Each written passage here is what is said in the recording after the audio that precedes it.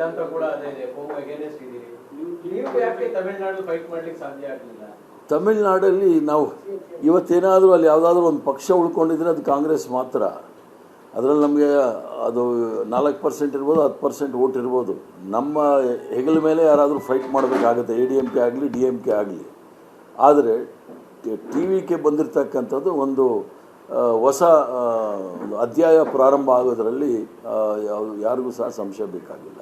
ಕಾಂಗ್ರೆಸ್ ಕೂಡ ಚುನಾವಣಾ ಪೂರ್ವದಲ್ಲಿ TVK ಜೊತೆ ಸೈದ್ಧಾಂತಿಕವಾಗಿ ಹೋಗಬೇಕು ಅನ್ನೋಂಥದ್ದೇನೋ ಲೆಕ್ಕಾಚಾರಗಳೇನಾಗಿದೆ. ಸ್ಥಳೀಯ ನಾಯಕರು ಎಲ್ಲರೂ ಸಹ TVK ಜೊತೆ ಹೋಗಬೇಕು ಅಂತ ಹೇಳ್ತಾ ಇದ್ರು. ಬಟ್ ಕಾಂಗ್ರೆಸ್ ಪಕ್ಷದ ತೀರ್ಮಾನ ಅಂತಿಮವಾಗಿ ನಾವು DMK ಜೊತೆ ಹೋಗಿರ್ತಕ್ಕಂಥದ್ದು. ಎಲ್ಲ ರಾಷ್ಟ್ರೀಯ ಪಕ್ಷಗಳು ಅಂಡರ್ ಎಸ್ಟಿಮೇಟ್ ಮಾಡಬೇಕು ಅಂತ ಅನಿಸ್ತಿದ್ದಾರೆ. ಯಾಕೆಂದ್ರೆ ಅವರು ಬಂದಿದ್ದು ಕಳೆದ 6-7 ದಿನದಿಂದ ಮಾತ್ರ ಗ್ರೌಂಡ್ ಲೆವೆಲ್ ವರ್ಕ್ ಮಾಡಿದ್ದಾರೆ. ಯಾರು ಅಂಡರ್ ಎಸ್ಟಿಮೇಟ್ ಮಾಡಿರಲಿಲ್ಲ. ಅವರಿಗೆ 24ರಿಂದ 30% ವೋಟ್ ಇದೆ ಅನ್ನೋದು ಎಲ್ರಿಗೂ ಸಹ ಗೊತ್ತಿತ್ತು. ಅವರ ಎಲ್ಲಿ ಭವಿಷ್ಯದ ಬಗ್ಗೆ ಸ್ವಲ್ಪ ಯೋಚನೆ ಮಾಡಿ ಅದು ಸಾಂವಿಧಾನಿಕವಾಗಿ ಯೋಚನೆ ಮಾಡಿದರೆ ಸರಿಯಾಗಿರ್ತಾ ಇತ್ತು ಅಂತ ಕಾಣುತ್ತೆ. ಈ ಪಂಚಾಂಗ ಕವಡೆ ಶಾಸ್ತ್ರಕ್ಕೆ ಹೋದರೆ ಇದೇ ಆಗೋದು.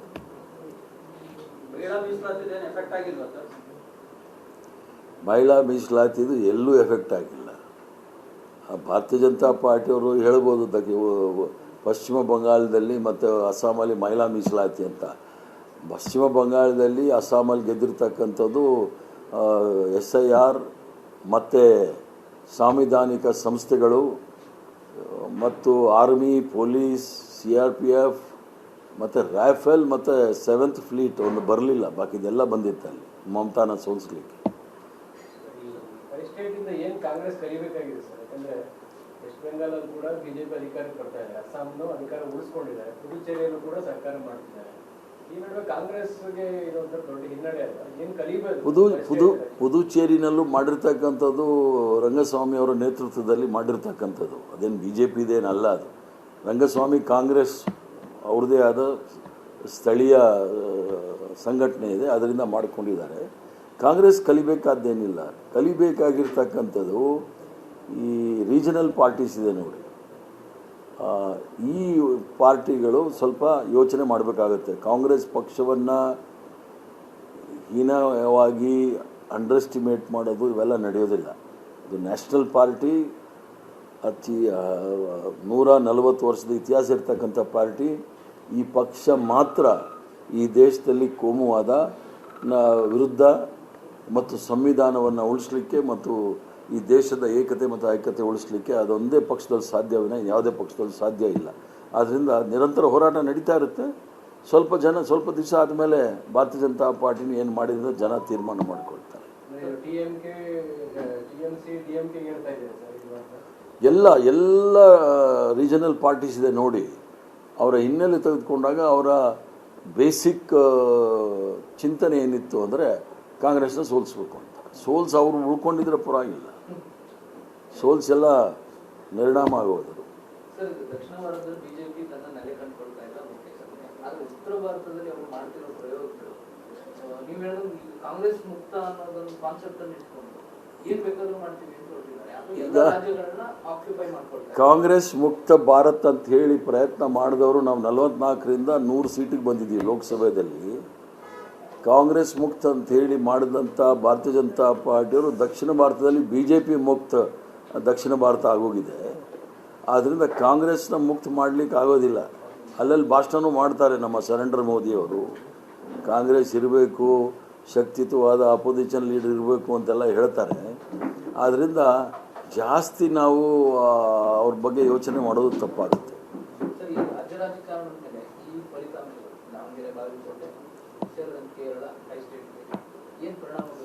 ಈಗ ರಾಜ್ಯ ರಾಜಕಾರಣದ ಬಗ್ಗೆ ನಾನೇನು ಮಾತಾಡಲಿಕ್ಕೆ ಹೋಗೋದಿಲ್ಲ ಮತ್ತು ಮುಂದೆ ಯಾರೂ ಸಹ ಮಾತಾಡಬಾರ್ದು. ಯಾಕಂದರೆ ಆಲ್ ಇಂಡಿಯಾ ಕಾಂಗ್ರೆಸ್ ಕಮಿಟಿ ಅಧ್ಯಕ್ಷರೇ ಭಾಳ ಸ್ಪಷ್ಟವಾಗಿ ಹೇಳಿದ್ದಾರೆ, ಯಾರಾದರೂ ಮಾಡಿದ್ರೆ ಅದು ಪಕ್ಷ ವಿರೋಧಿ ಚಟುವಟಿಕೆ ಆಗುತ್ತೆ. ಆಲ್ ಇಂಡಿಯಾ ಕಾಂಗ್ರೆಸ್ ಕಮಿಟಿ ಅಧ್ಯಕ್ಷರು ಹೇಳಿದ ಮೇಲೆ ಅದು ಅಂತಿಮವಾದ ಹೇಳಿಕೆ. ಇನ್ನು ball is in is court ಆಗಿರುವಾಗ ನಾವು ಯಾರೂ ಸಹ ಅದ್ರ ಬಗ್ಗೆ ಚರ್ಚೆ ಮಾಡಬಾರ್ದು.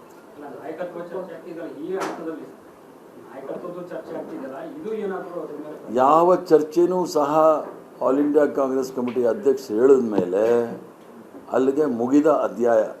Ball is in is court. ಅವ್ರ ಚೆಂಡು ಅವ್ರ ಕೈಯಲ್ಲಿದೆ. ಅವ್ರು ಏನು ಮಾಡ್ತಾರೆ ಅದೇ ಅಂತಿಮ ತೀರ್ಪು. ಬೇರೆ ನಾವು ಯಾರಾದರೂ ಮಾತಾಡಿದ್ರೆ ಅದು ಪಕ್ಷ ವಿರೋಧಿ ಆಗುತ್ತೆ. ಅದರಿಂದ ಯಾರು ಮಾತಾಡದೇ ಇರೋದು ಉತ್ತಮ. ಇವೆಲ್ಲದಕ್ಕೂ ಅವ್ರು ಹೇಳ್ಬಿಟ್ಟಿದಾರಲ್ಲ, ಅವ್ರು 2 ಹೇಳಿಕೆ ಸಾಕು. ಅವರು ತೀರ್ಮಾನ ಅವ್ರು ಹೇಳ್ಬಿಟ್ಟಿದ್ದಾರೆ. ಅವ್ರನ್ನೂ ಸಹ ಸೇರಿಸಿ ಸೋನಿಯಾ ಗಾಂಧಿ, ರಾಹುಲ್ ಗಾಂಧಿ ಅವರು ತೀರ್ಮಾನ ತೆಗೆದುಕೊಳ್ತಾರೆ ಅಂತ. ಅಲ್ಲಿವರೆಗೂ ನಾವೆಲ್ಲರೂ ಸಹ ಕಾದ್ಕೊಂಡಿರಬೇಕು. ಪಂಚಾಂಗ, ಕವಡೆ ಶಾಸ್ತ್ರ, ಗಣಿಶಾಸ್ತ್ರ, ಕ್ರಾಂತಿ, ಸಂಕ್ರಾಂತಿ, ಹಬ್ಬ ಇದೆಲ್ಲ ಬಿಟ್ಬಿಟ್ಟು ಅವ್ರಿಗೆ ಕಾಯಬೇಕು ಅನ್ನೋದು ನನ್ನ ಅನಿಸಿಕೆ. ನೀವು ಹೇಳಿದ್ದು ಸರ್, ಪಾರ್ಟಿ ಅಷ್ಟೊಂದು ಸ್ವತಂತ್ರ ಕೊಟ್ಟಿದ್ದೀವಿ ಅವರಿಗೆ. ನಿಮ್ಮ ಶಾಸಕರುಗಳು ನಿಮ್ಮ ಪಾರ್ಟಿ ಲೈನ್ ಬಿಟ್ಟು ಬೇಕಾದಷ್ಟು ನಾವು ಸ್ವತಂತ್ರ ಭಾರತದ ನಾಗರಿಕರು, ಎಲ್ಲರಿಗೂ ಸಹ ಸ್ವಾತಂತ್ರ್ಯವನ್ನು ಅಭಿವ್ಯಕ್ತಿ ಸ್ವಾತಂತ್ರ್ಯವನ್ನು ಕೊಟ್ಟಿದ್ದೀವಿ. ನಾಗ್ಪುರ್ ಹೇಳತಕ್ಕಂಥ ಗಿಣಿಗಳಲ್ಲ, ನಾವು ಗಿಳಿ ಪಂಜರದಲ್ಲಿರೋರಲ್ಲ. ಹೇಳ್ತಾರೆ ಪ್ರಜಾಪ್ರಭುತ್ವದಲ್ಲಿ ಏನು ಹೇಳ್ಬೇಕು ಅದನ್ನು ಹೇಳ್ತಾರೆ. ಅದು ಇಲ್ಲ. ಈಗ ಡಿಸಿಪ್ಲಿನ್, ನಾವು ಕಾಂಗ್ರೆಸ್ ಅಧ್ಯಕ್ಷರ ಡೈರೆಕ್ಷನ್ನ ವಿರುದ್ಧವಾಗಿ ಹೋದರೆ ಅದು ಇಂಡಿಸಿಪ್ಲಿನ್ ಆಗುತ್ತೆ. ಹೇಳಿಕೆ ಕೊಡೋದ್ರಲ್ಲಿ ಯಾರ್ದು ಏನು ತಪ್ಪಿಲ್ಲ. ಪ್ರತಿ ಎಲೆಕ್ಷನ್ಗಳು ರಾಹುಲ್ ಗಾಂಧಿ ಅವರ ನೇತೃತ್ವ ವಹಿಸ್ಕೊಂಡಾಗ ಅವ್ರ ನಾಯಕತ್ವದ ಪ್ರಶ್ನೆ ಬರ್ತಾ ಇದೆ ಸರ್. ಬೇರೆಯವ್ರಿಗೆ ನಾಯಕತ್ವ ಕೊಡಬೇಕು ಅಂತ. ಏನು ನಿಮ್ಮ ಹೈಕಮಾಂಡ್ ಮಟ್ಟದಲ್ಲಿ ನಾಯಕತ್ವ ಬದಲಾವಣೆ ಅಂತದ್ದು ಏನಾದರೂ ಆಗಬೇಕು ಅಂತ? ಅದೆಲ್ಲ ಬೇಡ ಚರ್ಚೆ, ಫಲಿತಾಂಶ ಆಗಲಿ. ಅವೆಲ್ಲ ದೊಡ್ಡ ವರ್ಕಿಂಗ್ ಕಮಿಟಿ ಎಲ್ಲ ಇದೆ, ಅವೆಲ್ಲ ತೀರ್ಮಾನ ಮಾಡುತ್ತೆ. ಸರ್, ದಾವಣಗೆರೆಯಲ್ಲಿ ನೆಟ್ಟು ನೆಟ್ಟಿದೆ. 2000 ಮುಂದೆ 2000 ಹಿಂದೆ ಈ ಥರ ಆಗ್ತಾ ಇದೆ. ಫಲಿತಾಂಶ ಇನ್ನೂ ಡಿಕ್ಲೇರ್ ಆಗಿಲ್ಲ, ಓಕೆ. ಆದರೆ ಆ್ಯಕ್ಷನ್ಗಳು ಕಳೆದ ತಿಂಗಳು ಹಿಂದೆ ತಗೊಂಡಿಲ್ಲ. ಆ್ಯಕ್ಷನ್ ತಗೊಂಡಾಗಿದೆ, ಅದ್ರ ಬಗ್ಗೆ ಟಿಪ್ಪಣಿ ಕೊಡೋದು ಸರಿ ಇಲ್ಲ. ಅಲ್ಲಿ ಹಿಂದೆ ಮುಂದೆ ಹೋಗೋಕ್ಕೆ ಅಲ್ಪಸಂಖ್ಯಾತರ ಸಮುದಾಯದಿಂದ ಸುಮಾರು 10-14 ಜನ ಅಭ್ಯರ್ಥಿಗಳು ನಿಂತಿದ್ದಾರೆ. 15 ಜನ. ಸ್ವಲ್ಪ ಓಟ್ ಅವರು ತೆಗೆದುಕೊಂಡ್ರೂ ಹೆಚ್ಚು ಕಮ್ಮಿ ಆಗುತ್ತೆ. ಆದ್ದರಿಂದ ಕಾದು ನೋಡಬೇಕು. ಅದು ಒಂಥರ ಹಾವು ಏಣಿ ಆಗ್ತಾ ಇದೆ, ನೋಡೋಣ.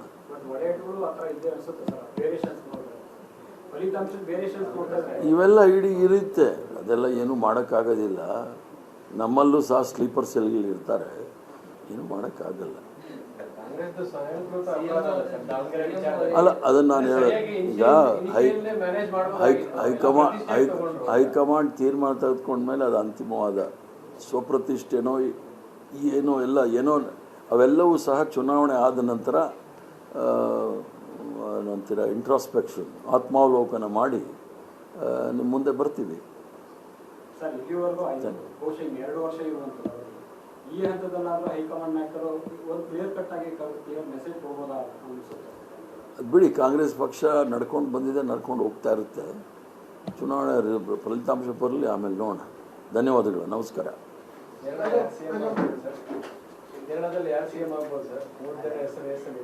ಯಾರ್ಯಾರ್ದು? 3 ಜನ ರೇಸಲ್ಲಿ ಇದ್ದಾರೆ. ನೋಡಿ ಏನೇನಾಗುತ್ತೆ ಅಂತ. ಅವರೆಲ್ಲ ಸೇರಿ ನಿಮ್ಮ ಒಪಿನಿಯನ್ ಕೊಟ್ಬಿಟ್ರೆ ಚೆನ್ನಾಗಿರುತ್ತೆ. ಯಾಕಂದರೆ ನಿಮ್ಮ ಓನರ್ ತಾನೇ ಅಲ್ಲ ಅಧ್ಯಕ್ಷರು. ನಿಮಗೆಲ್ಲ ಗೊತ್ತಿರುತ್ತೆ ಸರ್, ನೀವು ಪಾರ್ಟಿ ಲೈನ್ ಬಿಟ್ಟು ಹೊರಗಡೆ ಬರಲ್ಲ, ಅದೇ ಪ್ರಾಬ್ಲಮ್. ರೈಟ್.